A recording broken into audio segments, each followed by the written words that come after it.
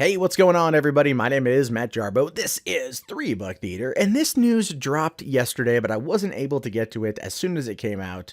But I wanted to wait a little bit and look at the response to it. So one of the things that I've noticed in Hollywood, and not only just like movie bloggers, but like people who watch movies, is there's a constant love to completely shit on Adam Sandler, and I don't quite get it. I mean, I think to an extent I understand it, but I don't hate Adam Sandler. On my main channel, I once made a video in defense of Adam Sandler, and it cost me 300 subscribers, which was interesting to say the least. I thought it was pretty funny, and it also got me mocked on the Drunken Peasants, but it was fine too. That's totally cool. But ultimately, I enjoy his movies. I think that they are campy, stupid fun, and sometimes I'm just in the mood for campy, stupid fun. And that's what I've always gotten with Adam Sandler outside of maybe Rain Over Me, Drunk Punch Love, or Punch Drunk Love, sorry, and Spanglish. You know, he's a good actor when given good roles, but I think we could all argue that he's always kind of taken the easy way out instead of pushing himself, and that's his deal. But so last year, not last year, I think like 2 years ago, it came out that Adam Sandler had signed a deal with Netflix for 4 original films. The first 2 of those were The Do-Over and The Ridiculous Six, and believe it or not, both of those movies are the 2 most watched original features ever to come out of Netflix. So Netflix has essentially kind of gone into the Adam Sandler filmmaking business because people like to watch it. He's got his 3rd movie coming out called Sandy Wexler on the 14th of April, and probably his 4th movie out of that original contract coming out before the end of this year. But Netflix has decided to step in and re-sign him for 4 more movies. They're signing him up for 4 more before his 3rd one even comes out, which goes to show you that even though there was all that controversy over the Native American casting and everything else with the Ridiculous Six, and Rose McGowan freaking out on Twitter about it or whatever, it didn't stop people from watching it. And ultimately, people out there still like Adam Sandler. And Netflix says here that Adam Sandler is one of the leading comedians in the film world, and his movies have proven to be extremely successful with our subscribers around the world. We are thrilled at the opportunity to extend our partnership with Adam and his entire team at Happy Madison and keep the world laughing. This is coming from the Chief Content Officer, Ted Sarandos, who is the person who signs off on these fucking deals. This is a guy who greenlights like the $6 billion a year that Netflix spends in terms of getting people to watch their stuff, or spends on the content. And Netflix has 93 million subscribers.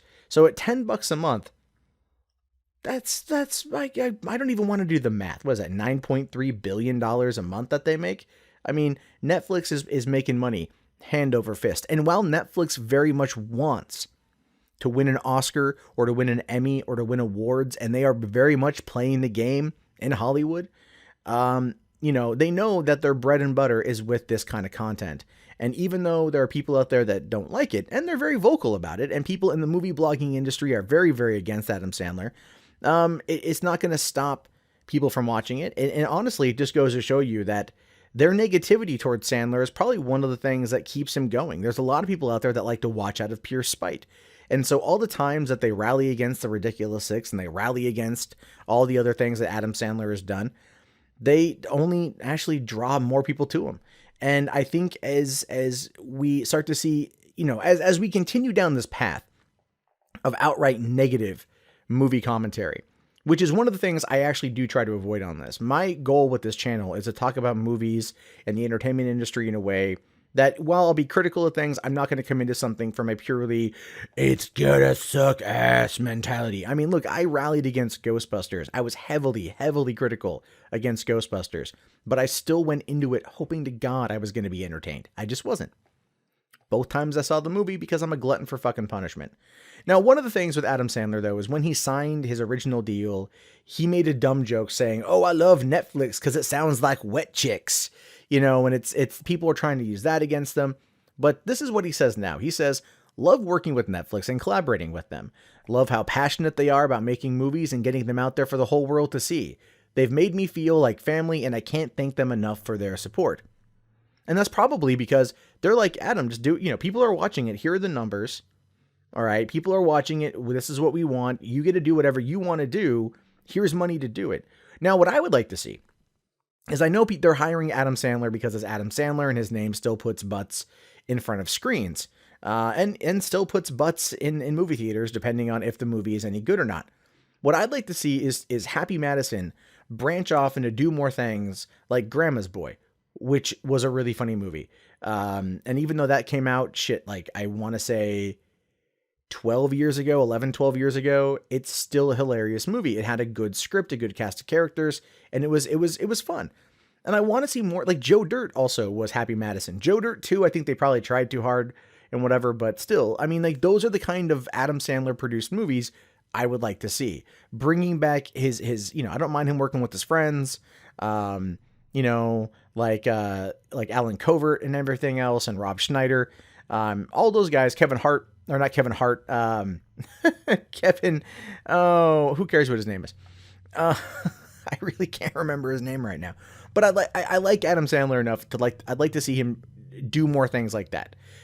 Try maybe a little bit more highbrow comedy. And I think if he finds a good mix, if he gets in some good people and some good scripts, he won't entirely rely on the immature content that people I think have grown out of favor with him. But just to kind of wrap this whole thing up, I'll leave you guys with a quote my former roommate said to me.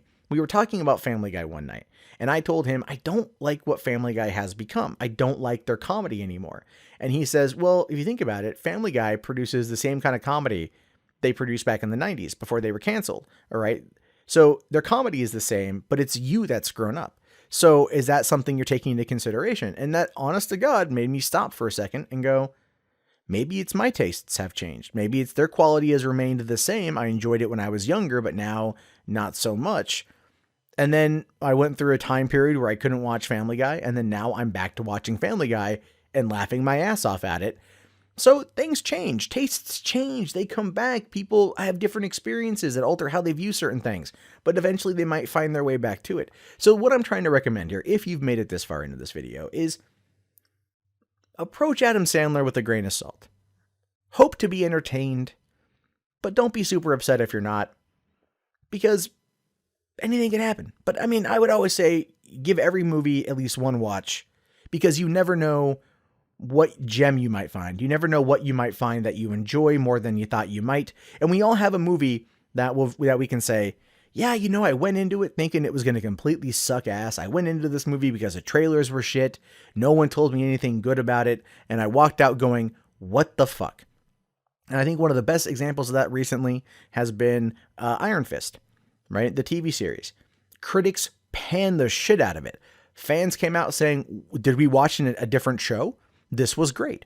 And it's not that the show was 100% perfect and amazing. It was just that what expectations the reviewers put out there is not what a lot of fans got. And that, in essence, is the same with Adam Sandler. A lot of the expectations that reviewers and critics levy at him because they're always criticizing it and panning it isn't always what happens with the fans that go in to see it, right? Like the movie That's My Boy. It's not the best movie in the world. I laughed my fucking ass off at it, and I've watched it multiple times. It cracked me the fuck up. Because it's just dumb, stupid humor, and I enjoyed it. And there's nothing wrong with that. There's nothing wrong with liking it, and there's nothing wrong with disliking it. But my particular take on it simply is this. I like to go into something and be pleasantly surprised. And I always look for something good to pull out of something. I always look for the good, rather than going in trying to find or justify the bad. That's me. That may not be you, and that's totally cool too. But I do want to know your guys' thoughts on this. Adam Sandler movies, yay, nay, fuck them, love them, whatever. Let me know in the comments below. If you guys haven't already, please thumbs up the video, subscribe to the channel, and check back often for more movie content from me. My name is Matt Jarbo. This has been 3 Buck Theater, and you guys have yourself a fantastic day, and peace out.